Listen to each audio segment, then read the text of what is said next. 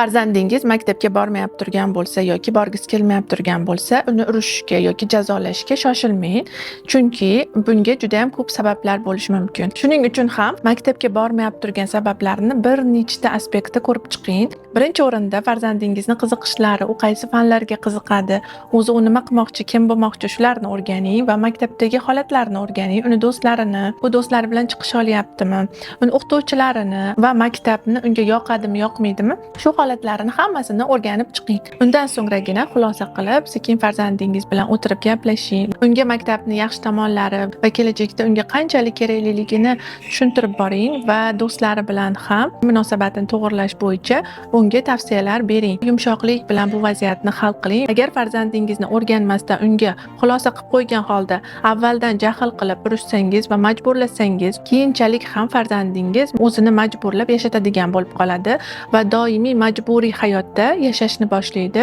Chunki uni ongi shu majburlashga va uni boshqarishlariga o'rganib qoladi. Shuning uchun ham boshqaruvchi qidiraveradi, o'zini ochish uchun, o'zini nimadir g'oyalarini amalga oshirish uchun. Bu holatlar yuzaga kelmasligi uchun uni qo'llab-quvvatlang va uni fikrlarini, uni g'oyalarini amalga oshirishda unga yordam bering.